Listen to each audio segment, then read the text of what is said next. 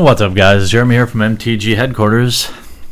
I'm bringing you my Dimir pre-release match win. I think Dimir is one of my favorite just because it's got all these crazy unblockable creatures, and then you've got Cypher, which is okay.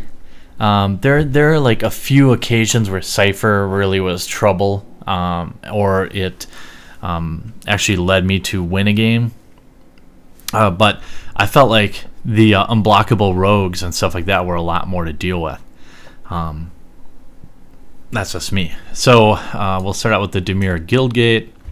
I don't remember what he was playing, but there's lots of great removal in black. Grizzly Spectacle. There's that enchantment where it's like -X for every creature in their graveyard, which is really nice because there's only one black and there's so many milling cards in Dimir. So, sorry, I stopped the recording there. So we'll bring out our second land. The reason I kept this grip is because the Death Cult Rogue is really tough to deal with, especially when you can put something with Cypher on there. Him dropping the Gyre Sage here, Gyre Sage, is pretty tight. I think it feels like people top deck that thing all the time. I don't understand. I don't understand why it seems that way, but it just does. So we'll get out our Rogue here. Nothing's looking too crazy here. I do like that Rapid Hybridization or whatever card that is, where you can turn a creature into a 3/3 frog or whatever, frog lizard. And it's instant speed, which is nice, and really really it's good for is to kill something with a crazy good ability. I used it like that way more than, for example, to make a 2/2 a 3/3 and attack for more damage. I almost never did that. In this case, I think I'm gonna get rid of this Sage because I don't like the abilities it gives. But we'll swing in for our 2 unblockable here first. The tough thing about using the Grizzly Spectacle on a weak creature is that they don't really mill that much. So we'll go with the Balustrade Spy here first, because this also mills a little bit, which is kind of nice. They have to mill till they reveal a land. It's kind of a random weird burst of strength.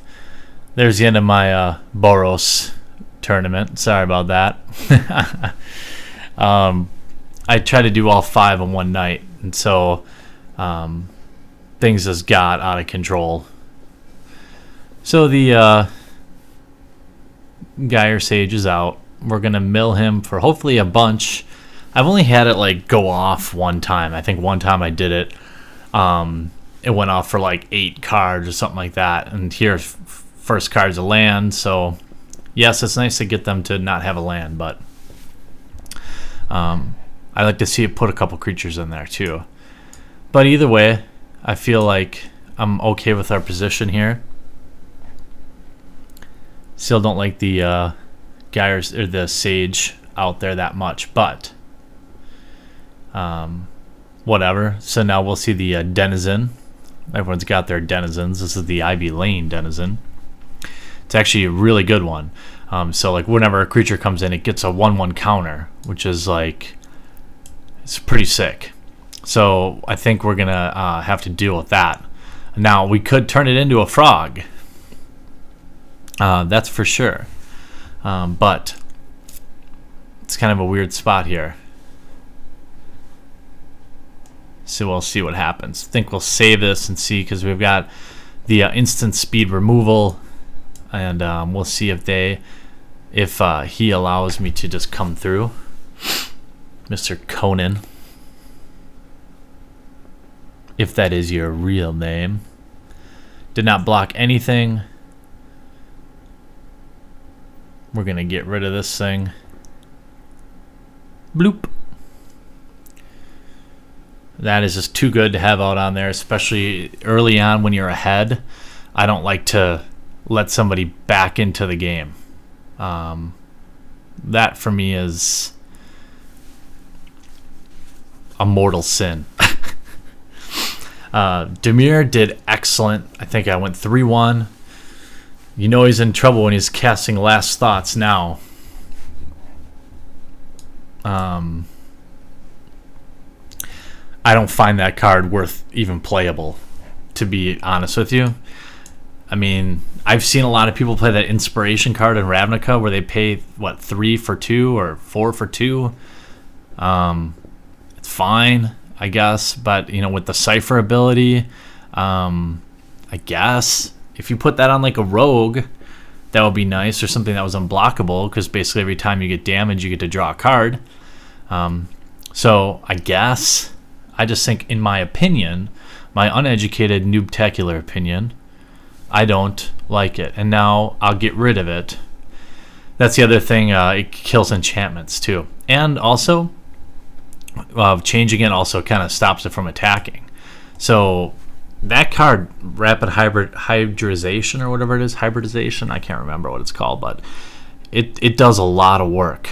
And so now this is a great card. Undercity Plague with Cipher is so fun because they discard a card, take a damage, and discard a permanent. And when you can Cipher it onto an unblockable rogue, every single turn you attack, they're taking a damage in addition to the creature. They have to discard a permanent and a card.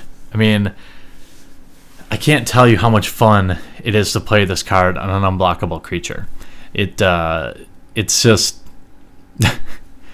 it's hard to call it fair. I mean, that's the way, right? That's the whole point of the rogues. But it is sure is fun. I mean, like, oh yeah, I'm listening to the new Frightened Rabbit while I'm playing. It's pretty good. I enjoy it a lot.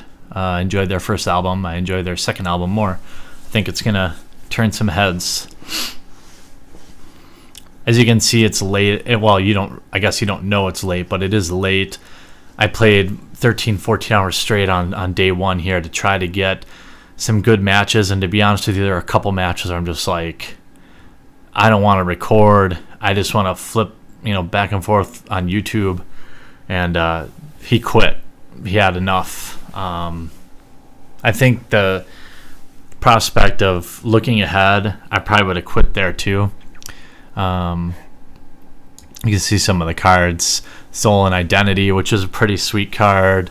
Undercity Plague. Usually when I win game one, a weird habit of mine is adding an additional land. I don't know why, but I like to just... When I win game one, I usually start with 17 lands. So when I go into game two, it's like a weird habit. I just feel like there's blood in the water, and I want to try to increase the odds that I don't get mana screwed. There was one game, and I didn't record it, but it was so awesome. I really wish I did, because I think it was turn 5 or 6. I had a 21/21 Consuming Aberration out there. It was maybe turn 6 or 7. It was the most fun game I've played of Magic probably ever. Everything was working. I was milling him to death. That was the game where I cast that, the random creature, that black creature that mills him. Balustrade Spy, I think. And it milled 7 or 8 cards, and they were all creatures.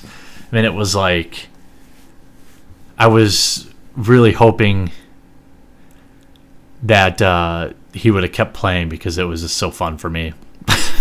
But he quit. I played a lot of those Modus Striders or whatever they're called. It's like a 3-drop for a 1/1 that returns to your hand when it dies. But as I played more Dimir, I played that card a lot less. Just because it just didn't seem to do anything.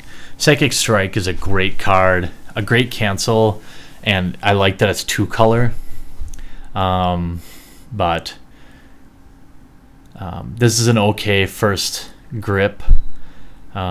This would be an example of a time where I might want to change my own creature to a 3/3 if I have like that 1/1 out there and I want to do some damage. But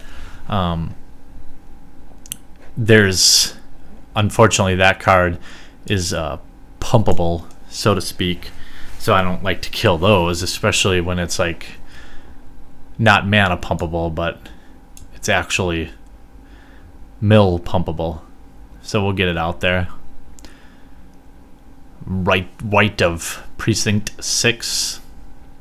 And I kept the full match on this one too. I know I talk often about how I hate long videos, but my real goal here is to have you see some of the interactions between, for example, Dimir and Simic versus just one game that you might not see everything. Like in my Boros match video, it's really long, and you don't even really see a hell of a lot of Battalion. But honestly, if you read between the lines, it's kind of how it was playing it. In a sealed event anyway. So now I've got big trouble here in game 2. You see how I gave myself that extra land, and it's I'm completely boned right now. He's got 4 land out, and I'm like, you know what? I think I'm more likely to like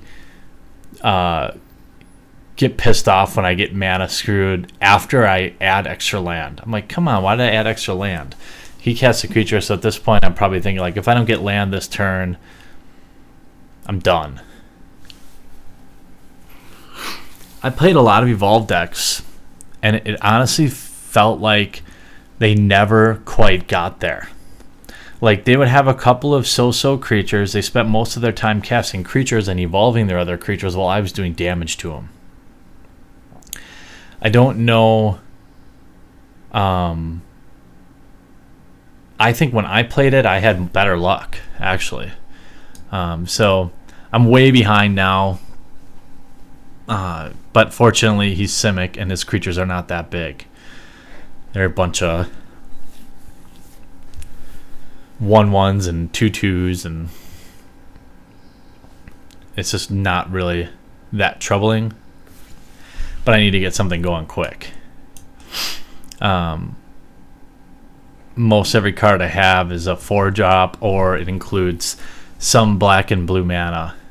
So I'm going to just bail on this game because that's how I am.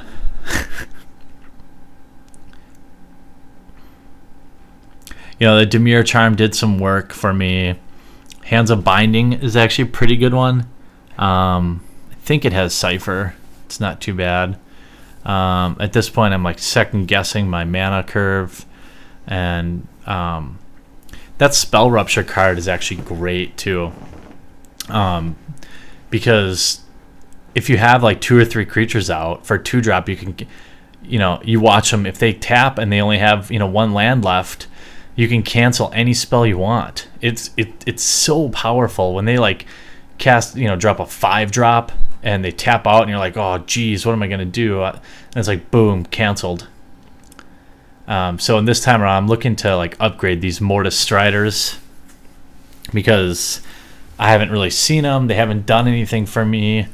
Sometimes when I look at that, I'm like, you know what? I'm just going to replace them with land because they're not doing anything for me anyway. Ooh, excuse my yawn. It's late doing voiceovers too. Voiceovers can be boring.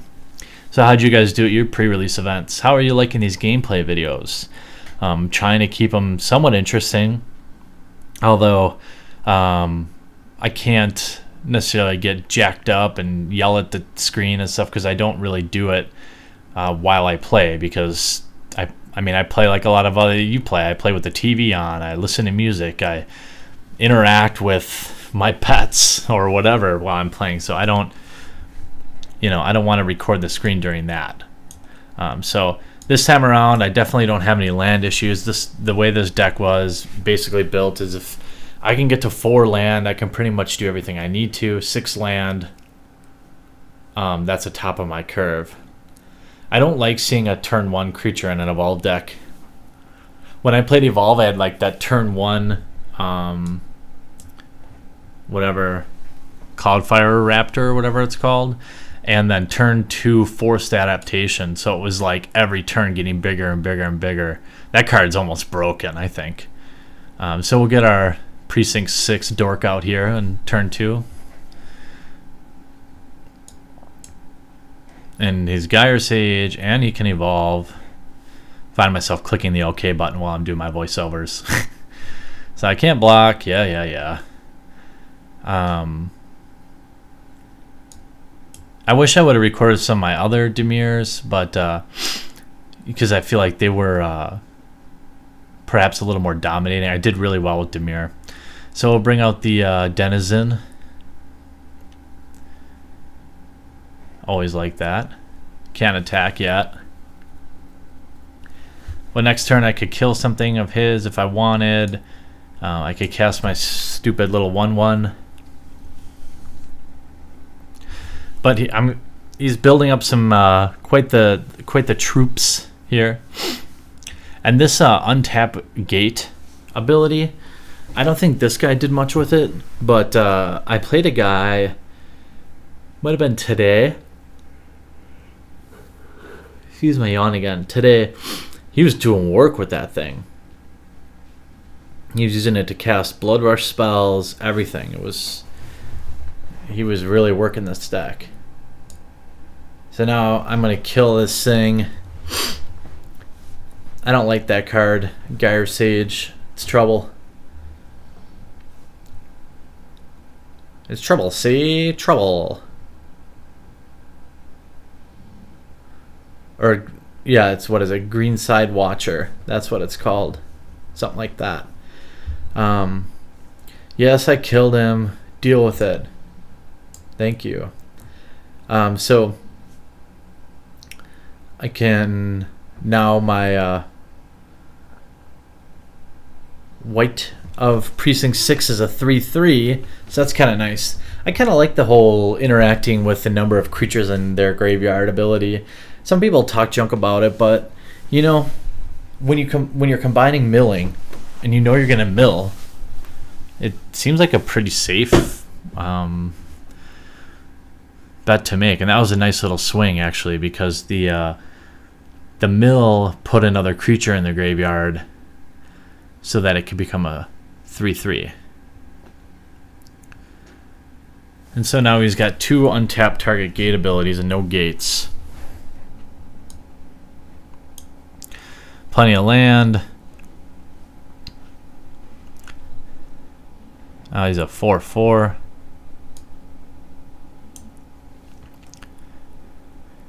And now we can give something Intimidate. So we'll put that on the 1/1. And you know, I thought overall with the pre-release I did pretty good. I didn't win a single event, but I did have 3 wins out of 4 on a lot of them. So now at this point, I'm bringing some sauce here.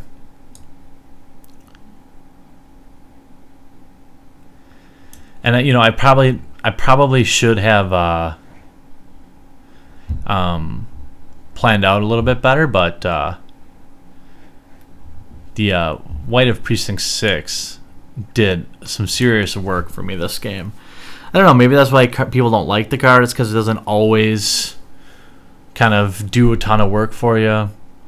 But, you know, here comes the forced adaptation. This is a dangerous card. Dangerous. Danger, Will Robinson. Danger.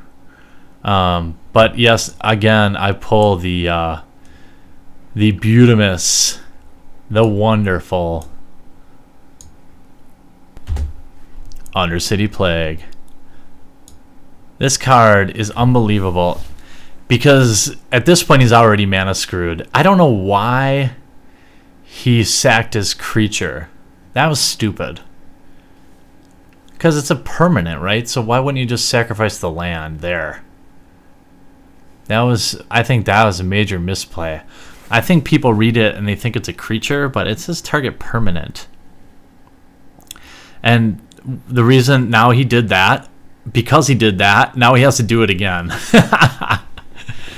Oh man, he should have at least saved it to block. That was some silly buns stuff. He's such a silly buns. That's the thing. The first time you cast these things, if you can cast it on something if you can cast in a turn where you know you're going to come through unblocked, it's over. I mean, it's just over. I mean, you're going to hit him twice, so he's taking 2 damage, discarding 2 cards, and destroying 2 permanents for 6 mana. I mean, it's not even fair. Oh yeah, and you gotta take your combat damage too. That'd be enough to make me quit too. So you can see, yeah, Undercity Plague I think is a good card. In Dimir, I don't think it's as good with Orzhov. It's great in Dimir. You need it on something that's like unblockable because it's so expensive. Like if I were playing Boros right now, let's say you're playing Boros, they have 3 creatures, they have to sack down to 2. That's a huge advantage because they lose battalion and everything. So there's a lot of uses for the whole sack a permanent thing. Now I've got lucky because you got mana screwed. I'm not gonna lie about that, but it was a good match. I won, and you know, that's one thing about Simic. It doesn't have a ton of removal, so I won the match. Yay me. On to the next one. Thanks for watching.